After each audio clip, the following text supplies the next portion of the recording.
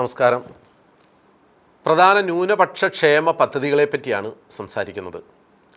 2014 കേരള സംസ്ഥാന ന്യൂനപക്ഷ commission act പ്രകാരം ന്യൂനപക്ഷങ്ങളുടെ സമഗ്രമായ വിദ്യാഭ്യാസ പുരോഗതിക്കും ക്ഷേമത്തിനും ശാക്തീകരണത്തിനും വേണ്ടി രൂപീകൃതമായ ഒരു സ്ഥാപനമാണ് കേരള സംസ്ഥാന ന്യൂനപക്ഷ കമ്മീഷൻ. ക്രിസ്ത്യൻ, മുസ്ലിം, സിഖ്, ബുദ്ധ, ജൈന, പാഴ്സി മതവിശ്വാസികളെയാണ് ന്യൂനപക്ഷ മതവിഭാഗങ്ങളായി ഇന്ത്യയിൽ അംഗീകരിച്ചിട്ടുള്ളത്. ന്യൂനപക്ഷങ്ങൾക്ക് സാമൂഹികവും സാമ്പത്തികവും വിദ്യാഭ്യാസപരവും ഭാഷാപരവുമായുള്ള അവകാശങ്ങൾ അനുവദിച്ചു നൽകിയിട്ടുണ്ട്. അവർക്ക് ലഭിക്കേണ്ട സംരക്ഷണ വ്യവസ്ഥകളും ആനുകൂല്യങ്ങളും നഷ്ടപ്പെടുന്നതിനെക്കുറിച്ചുള്ള പ്രത്യേക പരാതികളിൽ അന്വേഷണം നടത്തുകയും അത്തരം കാര്യങ്ങൾ ബന്ധപ്പെട്ട അധികാരികളുടെ ശ്രദ്ധയിൽ കൊണ്ടുവരികയും പരിഹാര നടപടികൾ നിർദ്ദേശിക്കുകയും ചെയ്യുന്നത് സംസ്ഥാന ന്യൂനപക്ഷ കമ്മീഷനാണ്. മേൽപ്പറഞ്ഞ ന്യൂനപക്ഷങ്ങൾക്കും ന്യൂനപക്ഷ സ്ഥാപനങ്ങൾക്കുമുള്ള പരാതികൾ രേഖാമൂലം തയ്യാറാക്കി തിരുവനന്തപുരം ശാസ്തമംഗലത്തുള്ള കേരള സംസ്ഥാന ന്യൂനപക്ഷ കമ്മീഷൻ രജിസ്ട്രാർ പേരിൽ സമർപ്പിക്കാവുന്നതാണ്. ന്യൂനപക്ഷ സാക്ഷ്യപത്രം എങ്ങനെ ലഭിക്കും? ന്യൂനപക്ഷമായി അംഗീകരിക്കപ്പെട്ടിട്ടുള്ള വിഭാഗങ്ങളിലെ അംഗങ്ങൾക്ക് ഉദ്യോഗത്തിനായാലും വിദ്യാഭ്യാസത്തിനായാലും ന്യൂനപക്ഷ സർട്ടിഫിക്കറ്റ് ആവശ്യമാണ്.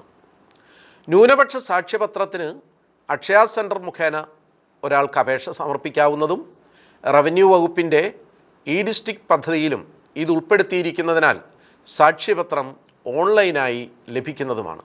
കേന്ദ്ര ന്യൂനപക്ഷ മന്ത്രാലയവും ഇന്ത്യയിലെ ന്യൂനപക്ഷങ്ങൾക്ക് വേണ്ടി വിവിധ പദ്ധതികൾ നടപ്പിലാക്കുന്നുണ്ട്. അവയിൽ പലതും സംസ്ഥാന ന്യൂനപക്ഷ കമ്മീഷനുമായി ചേർന്നാണ് പ്രാവർത്തികമാക്കുന്നത്. കേന്ദ്ര ന്യൂനപക്ഷ മന്ത്രാലയത്തിൻ്റെ സാമ്പത്തിക സഹായത്തോടെ മൾട്ടി സെക്ടറൽ ഡെവലപ്മെൻറ്റ് പ്രോഗ്രാമും പ്രധാനമന്ത്രി ജൻവികാസ് കാര്യക്രം എന്നിവയും നടപ്പിൽ വരുത്തി വരുന്നു. ന്യൂനപക്ഷ വനിതകൾക്കുള്ള നേതൃപരിശീലനം, തൊഴിലധിഷ്ഠിത പരിശീലനം, വിദേശത്ത് പഠിക്കുന്ന ന്യൂനപക്ഷ വിദ്യാർത്ഥികൾക്ക് വിദ്യാഭ്യാസ ലോണുകൾക്ക് സബ്സിഡി, സ്കൂൾ വിദ്യാഭ്യാസം പാതി വഴിയിൽ നിന്നുപോയ ന്യൂനപക്ഷ വിദ്യാർത്ഥികളെ കണ്ടെത്തി വിദ്യാഭ്യാസവും തൊഴിലും ഉറപ്പുവരുത്തുന്ന പദ്ധതി, പാരമ്പര്യ കലാകാരന്മാരുടെയും കരകൗശല പണിക്കാരുടെയും പരിശീലനത്തിനും നൈപുണ്യ വികസനത്തിനുമുള്ള പദ്ധതി, ഇന്ത്യൻ സംസ്കാരത്തിൻ്റെ പശ്ചാത്തലത്തിൽ ന്യൂനപക്ഷ വിഭാഗങ്ങളുടെ സാംസ്കാരിക പൈതൃകം കാത്തു സംരക്ഷിക്കുന്ന പദ്ധതികൾ, വിവിധ കേന്ദ്ര ഏജൻസികൾ നടത്തുന്ന മത്സര പരീക്ഷകളുടെ പ്രിലിമിനറി പാസ്സാകുന്ന ന്യൂനപക്ഷ വിദ്യാർത്ഥികൾക്ക് തുടർ പരിശീലനത്തിനുള്ള കേന്ദ്ര സർക്കാർ ധനസഹായം, എംഫിൽ, PhD മുതലായവ പഠിക്കുന്ന ഗവേഷണ വിദ്യാർത്ഥികൾക്കുള്ള 5 വർഷം വരെയുള്ള സമഗ്ര ഫെലോഷിപ്പ്, ന്യൂനപക്ഷ മതവിഭാഗക്കാർക്ക് മത്സര പരീക്ഷകൾക്കും തൊഴിലധിഷ്ഠിത കോഴ്സുകൾക്കും സൗജന്യ കോച്ചിംഗ് പദ്ധതി എന്നിവ കേന്ദ്ര ന്യൂനപക്ഷ മന്ത്രാലയം നേരിട്ട് ധനസഹായം അനുവദിച്ച് നടപ്പിലാക്കിയിരിക്കുന്ന പ്രധാന പദ്ധതികളാണ്. അതുപോലെ തന്നെ സംസ്ഥാന ന്യൂനപക്ഷ കമ്മീഷൻ്റെ നേതൃത്വത്തിൽ നടത്തപ്പെടുന്ന വിവിധ പരിശീലന പരിപാടികളും സ്കോളർഷിപ്പുകളെയും പറ്റി ഈ വിഭാഗത്തിലെ അർഹരായ പലർക്കും വേണ്ട അറിവ് ഇല്ലാതെ പോകുന്നത് കൊണ്ട് ഇത് പ്രയോജനപ്പെടുത്താൻ അവർക്ക് സാധിക്കാതെ പോകുന്നുണ്ട്. എല്ലാ ന്യൂനപക്ഷ വിഭാഗങ്ങൾക്കും ലഭ്യമാകുന്ന പല പദ്ധതികളും സ്കോളർഷിപ്പുകളും നിലവിലുണ്ട്. ചില വിഭാഗങ്ങൾക്ക് കൂടുതൽ ഗുണകരമായ പദ്ധതികൾ നടപ്പിലാക്കി വരുന്നുണ്ട് എന്നത് ഒരു സത്യമാണ്. എന്നിരുന്നാലും എല്ലാ വിഭാഗം ന്യൂനപക്ഷങ്ങൾക്കും പ്രയോജനകരമായ പൊതു വിവരങ്ങളാണ് ഇവിടെ പറയാൻ ഞാൻ ഉദ്ദേശിക്കുന്നത്. വിധവകൾ, വിവാഹബന്ധം വേർപെടുത്തിയവർ, ഭർത്താവിനാൽ ഉപേക്ഷിക്കപ്പെട്ടവർ എന്നീ വിഭാഗങ്ങളിലെ സ്ത്രീകൾക്ക് ഭവന പുനരുദ്ധാരണത്തിന് 2 ലക്ഷം രൂപ വരെ തിരിച്ചടയ്ക്കേണ്ടാത്ത ധനസഹായമായി നൽകി വരുന്നു. ഇതുമായി ബന്ധപ്പെട്ട വിവരങ്ങൾക്ക് തിരുവനന്തപുരത്തെ ന്യൂനപക്ഷ ക്ഷേമ ഡയറക്ടറേറ്റുമായിട്ട് ബന്ധപ്പെടാവുന്നതാണ്. ഇതുമായി ബന്ധപ്പെട്ട പരസ്യങ്ങൾ ആനുകാലികങ്ങളിൽ പത്രങ്ങളിലുമൊക്കെ പ്രത്യക്ഷപ്പെടും. അതിൻ്റെ അടിസ്ഥാനത്തിൽ വേണം ഇതിന് അപേക്ഷ സമർപ്പിക്കാൻ. കരിയർ ഗൈഡൻസ് പരിശീലനം, താൽപ്പര്യമുള്ള കോഴ്സുകൾ അഭിരുചി അനുസരിച്ച് തിരഞ്ഞെടുക്കുന്നതിന് വിദ്യാർത്ഥികളെ ഒരുക്കുന്നതിനായി ജില്ലകൾ തോറും കരിയർ ഗൈഡൻസ് ക്ലാസുകൾ സംഘടിപ്പിക്കുന്നുണ്ട്. 10-12 ക്ലാസ്സുകളിലെ വിദ്യാർത്ഥികളെയാണ് മുഖ്യമായും ഇതിൽ ലക്ഷ്യം വയ്ക്കുന്നത്. BPL വിഭാഗത്തിന് മുൻഗണന നൽകുന്നതോടൊപ്പം പെൺകുട്ടികൾക്ക് നിശ്ചിത ശതമാനം സംവരണവും ഇക്കാര്യത്തിൽ ഏർപ്പെടുത്തിയിട്ടുണ്ട്. സ്വകാര്യ ITIകളിൽ പഠിക്കുന്നവർക്കുള്ള ഫീസ് റീഇംബേഴ്സ്മെൻറ്റ് സ്കീം, അതായത് സർക്കാർ അംഗീകൃത സ്വകാര്യ ITIകളിൽ പഠിക്കുന്ന ന്യൂനപക്ഷ വിദ്യാർത്ഥികൾക്ക് അവരടച്ച ഫീസ് തിരികെ നൽകുന്ന പദ്ധതിയാണ് ഇത്. BPL വിദ്യാർത്ഥികൾക്കാണ് മുൻഗണന നൽകുന്നതെങ്കിലും അവരുടെ അഭാവത്തിൽ വരുമാന പരിധിയുടെ അടിസ്ഥാനത്തിൽ മറ്റുള്ളവർക്കും ഇതിൻ്റെ പ്രയോജനം ലഭിക്കും. പെൺകുട്ടികൾക്ക് നിശ്ചിത ശതമാനം സംവരണം ചെയ്തിരിക്കുന്ന ഈ പദ്ധതിയിൽ മെറിറ്റിൻ്റെയും താഴ്ന്ന വരുമാനത്തിൻ്റെയും അടിസ്ഥാനത്തിലാണ് അർഹരായ അപേക്ഷകരെ കണ്ടെത്തുന്നത് എന്ന് പ്രത്യേകം ശ്രദ്ധിക്കണം. CA, CWA, കമ്പനി സെക്രട്ടറിഷിപ്പ് കോഴ്സുകളിൽ പഠിക്കുന്നവർക്ക് സ്കോളർഷിപ്പ് നൽകുന്നുണ്ട്. ഈ കോഴ്സുകൾ പഠിക്കുന്ന ന്യൂനപക്ഷ വിഭാഗത്തിൽപ്പെട്ട +2 വരെ നല്ല നിലയിൽ വിജയിച്ച വിദ്യാർത്ഥികൾക്കാണ് ഈ സ്കോളർഷിപ്പ് ലഭിക്കുക. ഇതിലും നിശ്ചിത ശതമാനം പെൺകുട്ടികൾക്കായി നീക്കിവെച്ചിട്ടുണ്ട്. അഖിലേന്ത്യാ സിവിൽ സർവീസ് പരീക്ഷയിൽ തയ്യാറെടുക്കുന്നവർക്ക് വേണ്ടി കോഴ്സ്, ഹോസ്റ്റൽ ഫീ റീഇംബേഴ്സ്മെൻറ്റ് പദ്ധതിയുമുണ്ട്. കേരള സിവിൽ സർവീസ് അക്കാദമി, യൂണിവേഴ്സിറ്റികൾ നടത്തുന്ന പരിശീലന കേന്ദ്രങ്ങൾ തുടങ്ങിയ സ്ഥാപനങ്ങളിൽ പഠിക്കുന്നവർക്ക് ഈ സഹായത്തിന് അപേക്ഷിക്കാം. ഇതിനും വരുമാന പരിധി ബാധകമാണ്. ന്യൂനപക്ഷ കേന്ദ്രീകൃത പ്രദേശങ്ങളിൽ കുടിവെള്ള പദ്ധതി, അതായത് ന്യൂനപക്ഷ കേന്ദ്രീകൃത പ്രദേശങ്ങളിലെ കുടിവെള്ള ദൗർലഭ്യം പരിഹരിക്കുന്നതിന് നടപ്പിലാക്കുന്ന ഒരു പദ്ധതിയാണിത്. കേരള വാട്ടർ അതോറിറ്റി, തദ്ദേശ സ്വയംഭരണ സ്ഥാപനങ്ങൾ എന്നിവ സംയുക്തമായിട്ടാണ് ഈ പദ്ധതി നടപ്പിൽ വരുത്തുന്നത്.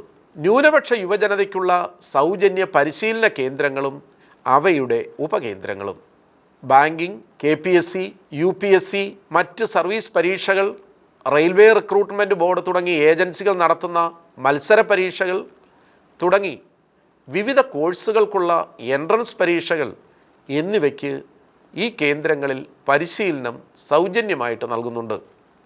പരമാവധി 6 മാസം വരെ ഇവിടെ പരിശീലനം ലഭിക്കും. ഇവ കൂടാതെ കേന്ദ്ര സംസ്ഥാന സർക്കാർ ഏജൻസികൾ പുറപ്പെടുവിക്കുന്ന വിജ്ഞാപന പ്രകാരം ജോലികൾക്ക് അപേക്ഷിച്ചിട്ടുള്ള 30 മുതൽ 40 വരെ വിദ്യാർത്ഥികൾ അല്ലെങ്കിൽ ഉദ്യോഗാർത്ഥികൾ ഉണ്ടെങ്കിൽ അവർ പരിശീലനം ആവശ്യപ്പെട്ടാൽ ഒരു നിശ്ചിത കാലത്തേക്ക് അവർക്കും പരിശീലനം ഇവിടെ നൽകും. കേരളത്തിലെ എല്ലാ ജില്ലകളിലും ന്യൂനപക്ഷ യുവജനതയ്ക്കുള്ള സൗജന്യ പരിശീലന കേന്ദ്രങ്ങളും ഉപകേന്ദ്രങ്ങളും പ്രവർത്തിക്കുന്നുണ്ട്. UGC നെറ്റ് കോച്ചിങ്, ഇന്ത്യൻ യൂണിവേഴ്സിറ്റികളിൽ റിസർച്ച് ഫെലോഷിപ്പിന് തയ്യാറെടുക്കുന്ന ന്യൂനപക്ഷ വിദ്യാർത്ഥികൾക്കായി പരിശീലനം നൽകുന്നു. ഉന്നത വിദ്യാഭ്യാസ മേഖലയിൽ ന്യൂനപക്ഷ വിഭാഗങ്ങളുടെ തൊഴിൽ യോഗ്യതയും പ്രാതിനിധ്യവും വർദ്ധിപ്പിക്കുന്നതിന് ഈ പദ്ധതി ലക്ഷ്യം വയ്ക്കുന്നു. ഇതിൽ നിശ്ചിത ശതമാനം പെൺകുട്ടികൾക്ക് മാത്രമായും സംവരണം ചെയ്തിട്ടുണ്ട്. NTS കോച്ചിങ്, ദേശീയ തലത്തിൽ നൽകി വരുന്ന സ്കോളർഷിപ്പുകളിൽ ന്യൂനപക്ഷ വിഭാഗങ്ങളുടെ പ്രാതിനിധ്യം ഉറപ്പുവരുത്തുന്നതിനായി പ്രത്യേകം പരിശീലനം നൽകുന്നു. 2 ഘട്ടങ്ങളിലായി നടത്തുന്ന പരീക്ഷയുടെ 1ാം ഘട്ടം പാസ്സാകുന്ന വിദ്യാർത്ഥികൾക്ക് മാത്രമാണ് 2ാം ഘട്ട പരീക്ഷയ്ക്ക് യോഗ്യത ലഭിക്കുക. ഈ പരീക്ഷകളിൽ യോഗ്യത നേടുന്നതോടൊപ്പം ദേശീയ തലത്തിൽ വിദ്യാർത്ഥികൾക്ക് തങ്ങളുടെ അഭിരുചിക്കനുസരിച്ച് കോഴ്സുകൾ തിരഞ്ഞെടുക്കാനും സ്കോളർഷിപ്പ് കരസ്ഥമാക്കാനും സാധിക്കും. ഈ പരിശീലനത്തിനും നിശ്ചിത ശതമാനം പെൺകുട്ടികൾക്ക് സംവരണം ചെയ്തിട്ടുണ്ട്. സ്റ്റഡിയിങ് എബ്രോഡ്, തിരഞ്ഞെടുക്കപ്പെട്ട വിദേശ സർവകലാശാലകളിൽ നിശ്ചയിക്കപ്പെട്ടിരിക്കുന്ന കോഴ്സുകൾ പഠിക്കുന്നതിന് ന്യൂനപക്ഷ വിഭാഗത്തിന് സാഹചര്യമൊരുക്കുന്ന പദ്ധതിയാണ് ഇത്. 40 വയസ്സുവരെ ഇതിനപേക്ഷിക്കാം. BPL വിഭാഗത്തിനാണ് ഇതിന് മുൻഗണന. 10 ലക്ഷം രൂപ വരെ സ്കോളർഷിപ്പ് നൽകുന്ന ഒരു പദ്ധതിയാണിത്. കേരള ന്യൂനപക്ഷ ക്ഷേമ വകുപ്പുമായി ബന്ധപ്പെട്ട് പ്രവർത്തിക്കുന്ന സ്ഥാപനമാണ് സംസ്ഥാന ന്യൂനപക്ഷ വികസന ധനകാര്യ കോർപ്പറേഷൻ. ഈ കോർപ്പറേഷൻ ദേശീയ ന്യൂനപക്ഷ വികസന ധനകാര്യ കോർപ്പറേഷൻ്റെ ഫണ്ട് ഉപയോഗിച്ച് വിവിധ വായ്പാ പദ്ധതികൾ നടപ്പിലാക്കി വരുന്നുണ്ട്. അവ ഏതെന്ന് കാണാം. 6% നിരക്കിൽ 56 വയസ്സിൽ താഴെയുള്ളവർക്ക് 5 വർഷ കാലാവധിയിൽ 20 ലക്ഷം രൂപ വരെ വായ്പ നൽകുന്നു. 6% നിരക്കിൽ സ്ത്രീകൾക്കും 8% നിരക്കിൽ പുരുഷന്മാർക്കും 5 വർഷ കാലാവധിയിൽ 30 ലക്ഷം രൂപ വരെ വായ്പ നൽകുന്നു. ഇതിൻ്റെ പ്രായപരിധിയും 56 വയസ്സാണ്. 5 വർഷ കാലാവധിയിൽ 16 മുതൽ 32 വയസ്സ് വരെ പ്രായപരിധിയുള്ള ആളുകൾക്ക് 3% പലിശ നിരക്കിൽ ഇന്ത്യയിൽ 20 ലക്ഷവും വിദേശത്ത് പോയി പഠിക്കുന്നതിന് 30 ലക്ഷവും വിദ്യാഭ്യാസ വായ്പയായും നൽകുന്നുണ്ട്. 5 വർഷ കാലാവധിയിൽ 16-32 പ്രായപരിധിയിൽ ഉൾപ്പെട്ട സ്ത്രീകൾക്ക് 5-നും പുരുഷന്മാർക്ക് 8-നും ഇടയിൽ ഇന്ത്യയിൽ പഠിക്കുന്നതിന് 20 ലക്ഷവും വിദേശത്ത് പഠിക്കുന്നതിന് 30 ലക്ഷവും വിദ്യാഭ്യാസ വായ്പ നൽകുന്നു. സംസ്ഥാന ന്യൂനപക്ഷ വികസന ധനകാര്യ കോർപ്പറേഷൻ നടപ്പിലാക്കിയിരിക്കുന്ന പ്രധാന വായ്പാ പദ്ധതികൾ ഏവയെന്ന് നമുക്കൊന്ന് നോക്കാം. സ്വയം തൊഴിൽ വായ്പ 8% പലിശ നിരക്ക്, കാലാവധി 7 വർഷം, പ്രായപരിധി 58 വയസ്സ്, കുടുംബ വാർഷിക വരുമാനം 15 ലക്ഷത്തിൽ താഴെ, വായ്പ തുക 20 ലക്ഷം വരെ. ബിസിനസ് വിപുലീകരണ വായ്പ 8% പലിശ നിരക്ക്, കാലാവധി 5 വർഷം, പ്രായപരിധി 56 വയസ്സ്, കുടുംബ വാർഷിക വരുമാനം 15 ലക്ഷത്തിൽ താഴെ, വായ്പ തുക പരമാവധി 5 ലക്ഷം രൂപ വരെ. പ്രവാസി സ്വയം തൊഴിൽ വായ്പ 5% പലിശ നിരക്ക്, പ്രായപരിധി 58 വയസ്സ്, കുടുംബ വാർഷിക വരുമാനം 6 ലക്ഷത്തിൽ താഴെ, കാലാവധി 7 വർഷം വരെ, വായ്പ തുക 10 ലക്ഷം വരെ. വിദ്യാഭ്യാസ വായ്പ പലിശ നിരക്ക് 7%, പരമാവധി തുക 15 ലക്ഷം, കാലാവധി 5 വർഷം. വിദ്യാഭ്യാസ വായ്പയ്ക്ക് വരുമാന പരിധി ഇല്ല. മറ്റൊന്ന് വിസ വായ്പയാണ്. പലിശ നിരക്ക് 5%, പരമാവധി 3 ലക്ഷം രൂപ വരെ ലഭിക്കും, കാലാവധി 7 വർഷം, കുടുംബ വാർഷിക വരുമാനം 6 ലക്ഷത്തിൽ താഴെയായിരിക്കണം, പ്രായപരിധി 58 വയസ്സ് വരെ. ഇനി ഭവന വായ്പ പലിശ നിരക്ക് 6%, കാലാവധി 7 വർഷം, പരമാവധി 6 ലക്ഷം രൂപ നൽകും, കുടുംബ വാർഷിക വരുമാനം 6 ലക്ഷത്തിൽ താഴെയായിരിക്കണം, പ്രായപരിധി 58 വയസ്സുമാണ്. ന്യൂനപക്ഷ വിദ്യാഭ്യാസ സ്ഥാപനങ്ങൾക്കുള്ള വായ്പ അതിൻ്റെ പലിശ 9%, കാലാവധി 7 വർഷമാണ്, പരമാവധി 10 ലക്ഷം രൂപ ലഭിക്കും, 3 വർഷമെങ്കിലും മൈനോറിറ്റി തലത്തിൽ പ്രവർത്തിക്കുന്ന സ്ഥാപനമെന്ന സാക്ഷ്യപത്രം ഉണ്ടായിരിക്കണം. കൂടാതെ സുമിത്രം വായ്പാ പദ്ധതിയിൽ ഉൾപ്പെടുത്തി 5 ലക്ഷം വരെ 6% പലിശ നിരക്കിൽ വിവാഹ വായ്പയ്ക്കും 5% പലിശ നിരക്കിൽ ചികിത്സാ വായ്പയും അനുവദിച്ചു വരുന്നുണ്ട്. രണ്ടിനും കുടുംബ വാർഷിക വരുമാന പരിധി 6 ലക്ഷത്തിൽ താഴെയായിരിക്കണം എന്ന് നിഷ്കർഷിച്ചിരിക്കുന്നു. വായ്പകൾ ലഭിക്കുന്നതിനുള്ള നിശ്ചിത സമയപരിധി 30 ദിവസം മുതൽ 90 ദിവസം വരെയാണ്. ഓരോ സാമ്പത്തിക വർഷത്തിലും മേൽപ്പറഞ്ഞ പദ്ധതികളിൽ മാറ്റം വരാവുന്നതിനാലും ചില പദ്ധതികൾ ചില വർഷങ്ങളിൽ ഉണ്ടാവാറില്ല എന്നതിനാലും എല്ലാ പദ്ധതികളിലും എല്ലാ വർഷവും അപേക്ഷ സമർപ്പിക്കാൻ ആവണമെന്നില്ല. അതുപോലെ തന്നെ കോർപ്പറേഷൻ നൽകുന്ന വായ്പകളുടെ എണ്ണത്തിലും ഓരോ വർഷവും വ്യത്യാസം വരാവുന്നതാണ്. വിദ്യാഭ്യാസ സ്കോളർഷിപ്പുകളെപ്പറ്റി പറഞ്ഞാൽ വിവിധങ്ങളായ കോഴ്സുകൾക്ക് പഠിക്കുന്ന ന്യൂനപക്ഷ വിഭാഗത്തിൽപ്പെട്ട കുട്ടികൾക്ക് നിരവധി സ്കോളർഷിപ്പുകൾ നിലവിലുണ്ട്. അതാത് കാലങ്ങളിൽ അതിൻ്റെ നോട്ടിഫിക്കേഷനുകൾ പത്രമാധ്യമങ്ങളിൽ പ്രസിദ്ധീകരിച്ചിരിക്കുന്നതനുസരിച്ച് അവയ്ക്കുള്ള അപേക്ഷകൾ നൽകാവുന്നതാണ്. ഉദാഹരണത്തിന് Joseph Mundassery scholarship, CH Muhammad Koya scholarship, Mother Teresa scholarship തുടങ്ങിയവ അവയിൽ ചിലത് മാത്രമാണ്. പലപ്പോഴും സ്കോളർഷിപ്പുകളുടെ പേരുകൾ കേട്ട് തെറ്റിദ്ധരിച്ച് അർഹതയുണ്ടായിട്ടും പലരും പലപ്പോഴും അപേക്ഷ നൽകാറില്ല. അത് പലരുടെയും സ്കോളർഷിപ്പ് സാധ്യതകളെ നഷ്ടപ്പെടുത്തിയിട്ടുണ്ട് എന്ന് പറയേണ്ടിയിരിക്കുന്നു. കേരള സംസ്ഥാന ന്യൂനപക്ഷ വികസന ധനകാര്യ കോർപ്പറേഷൻ്റെ ആസ്ഥാനം കോഴിക്കോട്ടാണ്. കാസർഗോഡ്, കോഴിക്കോട്, പെരിന്തൽമണ്ണ, എറണാകുളം, തിരുവനന്തപുരം എന്നിവിടങ്ങളിൽ റീജിയണൽ ഓഫീസുകൾ പ്രവർത്തിച്ചു വരുന്നുണ്ട്. കൂടാതെ മറ്റ് സ്ഥലങ്ങളിലും ഓഫീസുകൾ അടുത്തിടെ പ്രവർത്തനം ആരംഭിക്കും. കേരള സംസ്ഥാന പരിവർത്തിത ക്രൈസ്തവ വിഭാഗ വികസന കോർപ്പറേഷൻ വഴിയും വിവിധ വായ്പാ പദ്ധതികളും വിദ്യാഭ്യാസ പ്രോത്സാഹന പദ്ധതികളും നടപ്പിലാക്കുന്നുണ്ട്. കൂടുതൽ വിവരങ്ങൾ തിരുവനന്തപുരം, കോട്ടയം, കോഴിക്കോട് എന്നിവിടങ്ങളിലെ റീജിയണൽ ഓഫീസുകളിൽ നിന്ന് ലഭ്യമാകുന്നതാണ്. നമുക്ക് പലപ്പോഴും വായ്പകൾക്കും പഠനത്തിനുള്ള സൗകര്യങ്ങളുണ്ടെങ്കിലും ആളുകൾ ഇത് വേണ്ട വിധം ഉപയോഗിക്കുന്നില്ല എന്ന ഒരു അവസ്ഥയാണ് നിലവിലുള്ളത്.